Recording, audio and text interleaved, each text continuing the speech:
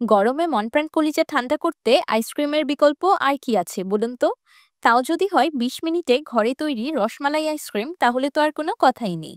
এই ভিডিও কিন্তু ভুলেও মিস করা যাবে না, তাহলে কিন্তু আফসোস করা ছাড়া আর কোনো উপায় থাকবে না। আসসালামু আলাইকুম everyone, I am chef Ishika. Welcome back to আইফুড channel. Creamy yummy rasmalai flavoured ice cream বানানোর জন্য আমি প্রথমে একটি প্লেটে দিয়ে দিলাম ১ কাপ গুঁড়া দুধ। আমি এখানে ফুল ক্রিম মিল্ক পাউডারটা ব্যবহার করেছি। গুঁড়া দুধে দিয়ে দিলাম হাফ চা চামচ বেকিং পাউডার। এবার শুকনো উপকরণগুলোকে হাতের সাহায্যে খুব ভালোভাবে মিশিয়ে নিলাম।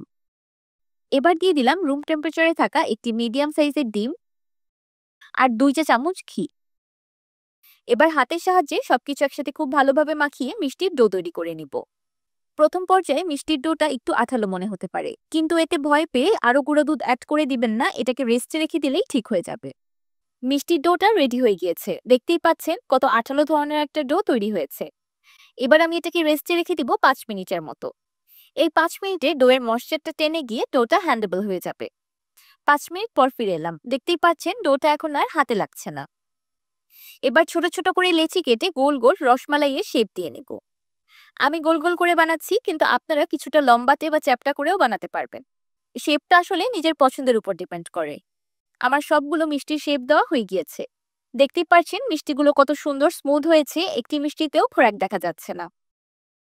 এবার একটি পানি দিয়ে দিলাম ১ লিটার বা ৪ কাপ গরুর লিকুইড দুধ। দুধে দিয়ে দিলাম ১ চা চামচ ঘি। মিষ্টির জন্য দিয়ে দিলাম হাফ কাপ চিনি। এখানে ঘিটা অপশনাল, আপনারা ইচ্ছে করলে স্কিপ করতে পারেন। মালাইয়ের থেকেও যেন একটা ঘিয়ের ফ্লেভার আসে, সেই জন্য ঘিটা অ্যাড করেছি। এখন দুধে একটি বলক তুলে নিব। দুধে বলক চলে আসার সাথে সাথে দিয়ে দিব তৈরি করে রাখা মিষ্টিগুলো। এই সময় চুলার ফ্লেমটা মিডিয়াম টু হাইতে থাকবে। অবশ্যই চুলার ফ্লেমটা এতটুকু রাখতে হবে যেন মিষ্টিগুলো অ্যাড করার পরেও দুধের বলকটা না পড়ে। মিষ্টিগুলো দুধে দেওয়ার সাথে সাথেই আমি কড়াইটাকে ঢেকে দিয়েছি, যেন উপরে ঝাঁক ক্রিয়েট হয় আর মিষ্টিগুলো চারিদিক থেকে খুব সুন্দরভাবে রান্না হতে পারে। এখন আমি মিষ্টিগুলোকে ঢেকে রান্না করব ৫ মিনিটের মতো। এই ৫ মিনিটে ঢাকনা খোলা যাবে না, তাহলে মিষ্টিগুলো চুপসে বা ভেঙে যেতে পারে। ৫ মিনিট পর আমি ঢাকনাটা খুলে দিয়েছি। এখন রসমালাইগুলোকে আরো ১০ মিনিটের মতো রান্না করে নিব। এই ১০ মিনিটে রসমালাইগুলো সম্পূর্ণ কুক হয়ে যাবে আর দুধও টেনে যাবে। ১০ মিনিট পর রসমালাইগুলো পারফেক্টলি কুক। এবার এটাকে চুলা থেকে নামিয়ে নিচ্ছি। আমি রসমালাইগুলোকে একটি বাটিতে ট্রান্সফার করে দিয়েছি যেন দ্রুত ঠান্ডা হয়ে যায়। যেহেতু এই রসমালাইগুলো দিয়ে আইসক্রিম বানাবো, তাই এগুলোকে আগে ঠান্ডা করে নেওয়া খুবই জরুরি। আমি একটি রসমালাই কাছ থেকে দেখিয়ে দিচ্ছি। মাশাআল্লাহ, দেখতেই পাচ্ছেন রসমালাইগুলো কত সফট এন্ড জুসি হয়েছে। ভিতর থেকে একদম রসে টইটুম্বুর হয়ে আছে। একটা রসমালাইও ভেঙে যায়নি, ফেটে যায়নি বা গলে যায়নি। রসমালাইগুলো চেপে সব রস ফেলে দেওয়ার পর যখন আপনি আবার দুধে দিয়ে দিবেন, তখন শেপটা আবারও আগের মতো ফিরে আসবে। এবার একটি মিক্সিং বোলে দিয়ে দিলাম হাফ কাপ হেভি ক্রিম বা হুইপিং ক্রিম। কেক ডেকোরেশনের জন্য যেই ক্রিমটা ব্যবহার করা হয়, আমি এখানে সেই ক্রিমটাই ব্যবহার করছি। এবার একটি ইলেকট্রিক বিটারের সাহায্যে ক্রিমটাকে হুইপ করে নেব। যেহেতু আইসক্রিম বানাচ্ছি, তাই ক্রিমটাকে ওভারবিট করা যাবে না, তাহলে কিন্তু আইসক্রিমটা সুন্দর হবে না। আইসক্রিমে মিষ্টির জন্য দিয়ে দিলাম 1/4 cup condense milk. Condense milk add করলে যেমন মিষ্টির কাজ করবে, তেমন একটা ক্রিমি ফ্লেভারও আসবে। আপনারা ইচ্ছে করলে এখানে চিনিও ব্যবহার করতে পারবেন, কোনো অসুবিধা নেই। কেক বানানোর জন্য আমরা হার্ড পিক্সের ক্রিম তৈরি করে থাকি, কিন্তু আইসক্রিম বানানোর জন্য আমাদের সফট পিক্সের ক্রিম তৈরি করতে হবে। এবার ক্রিমে দিয়ে দিলাম আগে থেকে তৈরি করে রাখা রসমালাইয়ের রস। এই আইসক্রিমটা খেতে কতটা বেশি দুর্দান্ত হবে বুঝতেই তো পারছেন। রসমালাই কেক তো অনেক খেয়েছেন, একবার এই রসমালাই ফ্লেভারের আইসক্রিম খেয়ে দেখেন, চকলেট আইসক্রিম খাওয়া ভুলে যাবেন। আমি একটা কাঁচের সার্ভিং ডিশে আইসক্রিমটা সেট করব, তাই আইসক্রিমের মিশ্রণটা কাঁচের সার্ভিং ডিশে ঢেলে দিলাম। আপনারা ইচ্ছে করলে এখানে সিরামিকের স্টিলের যে কোনো বাটি বা বোল ব্যবহার করতে পারবেন, তাছাড়া এখানে যে কোনো মোল্ডও ব্যবহার করা যাবে। এবার আইসক্রিমে দিয়ে দিচ্ছি রসমালাই। আমি রসমালাইগুলো চারিদিকে ছড়িয়ে দিচ্ছি যেন সব বাইটেই রসমালাই পাওয়া যায়।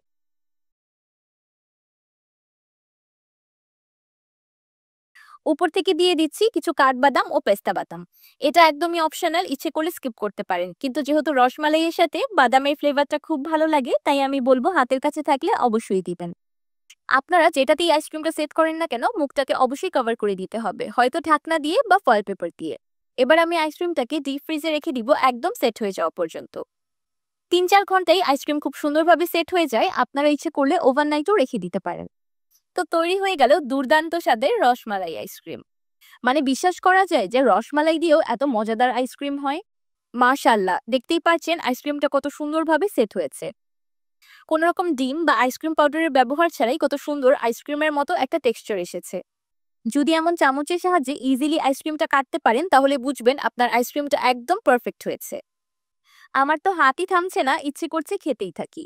এই রসমালাই আইসক্রিমটা খাওয়ার বেস্ট পার্ট কি জানেন? এই রসমালাইগুলো যখন দাঁতের নিচে পড়ে তখন খেতে অদ্ভুত মজাদার লাগে। এটার স্বাদ বলে বোঝানোর মতো না। গরমে মন প্রাণ কলিজা ঠান্ডা করতে এখন থেকে আর বাহির থেকে আইসক্রিম কিনে খেতে হবে না। ঘরে থাকা সামান্য কিছু উপকরণ দিয়েই তৈরি করে ফেলুন দারুণ মজাদার রসমালাই আইসক্রিম। আমার আজকের এই রসমালাই আইসক্রিম রেসিপিটি আপনাদের কাছে কেমন লাগলো আমাকে অবশ্যই কমেন্ট করে জানাবেন। ভিডিওটি ভালো লাগলে একটি লাইক দিবেন আর আমার চ্যানেল সাবস্ক্রাইব করে আমার চ্যানেলের পাশেই থাকবেন। আল্লাহ হাফেজ।